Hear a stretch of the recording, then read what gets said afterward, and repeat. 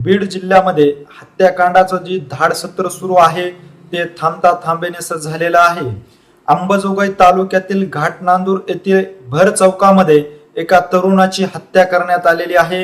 या हत्याकांडामुळे आता संपूर्ण परिसर जो आहे तो हादरून निघाला असल्याचं पाहण्यास मिळत आहे।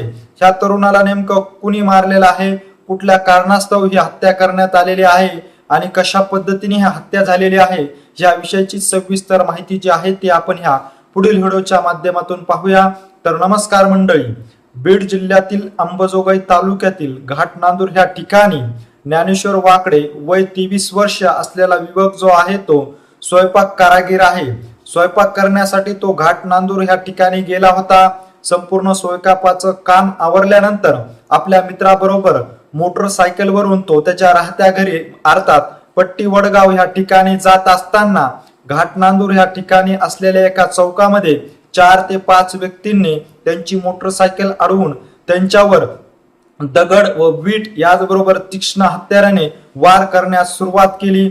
या झटापटीमध्ये ज्ञानेश्वर वाकडे जो आहे तो रक्ताच्या थारोळ्यात पडल्याचं सांगितलं जात आहे आणि त्या ठिकाणी त्याचा जागीच मृत्यू झाल्याची घटना जी आहे ती घाटनांदूर येथील चौकामध्ये घडल्यामुळे या ठिकाणी भीतीचं वातावरण जो आहे तो निर्माण झालेला आहे।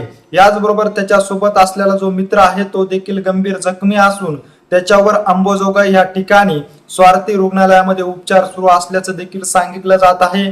ही जी हत्या आहे ही कुठल्या कारणास्तव घडलेली आहे हे मात्र अद्यापही स्पष्ट न झाल्यामुळे या हत्या प्रकरणामुळे संपूर्ण अंबाजोगाई शहर जे आहे ते हादरून निघालेले आहे। कारण 11 जुलै रोजी सायंकाळच्या वेळेस घाटनांदूर येथील भर चौकामध्ये ही हत्या घडल्यामुळे पुन्हा एकदा बीड जिल्ह्यामध्ये जे हत्याकांडाचं सत्र सुरू आहे ते थांबता थांबण्यास या घटनेमुळे पुन्हा एकदा चर्चेमध्ये आल्याचं आपल्याला पाहण्यास मिळत आहे। महिन्याकाठी बीड जिल्ह्यामध्ये 3 ते 4 प्रकारच्या अशा हत्येच्या घटना ज्या आहेत त्या सातत्याने घडत असल्याचं आपल्याला पाहण्यास मिळत आहे। त्यामुळे पोलीस प्रशासनाचा आरोपीवर कसलाच वचक नसल्याचं या हत्याकांडातून आता स्पष्ट होत असल्याचं पाहण्यास मिळत आहे। या जी घटना आहे त्या घडत असलेल्या घटनाला आळा घालण्यासाठी पोलीस प्रशासनाच्या अधिकाऱ्यांनी कठोरातली कठोर कारवाई करणं गरजेचं असल्याचं सर्वसामान्य नागरिकांमधून बोललं जात आहे। अंबाजोगाई येथील घाटनांदूर या ठिकाणी ही घटना घडल्यामुळे आता पुन्हा एकदा पोलीस प्रशासनाच्या विरोधामध्ये संतापाची लाट जी आहे ती निर्माण होत असल्याचं पाहण्यास मिळत आहे। स्वयंपाक व्यावसायिक असलेला ज्ञानेश्वर वाकडे आणि त्याचा मित्र मोटरसायकलवरून घराकडे जात असताना भर चौकामध्ये अशा प्रकारची घटना ही जी घटना आहे ती घडलेली आहे।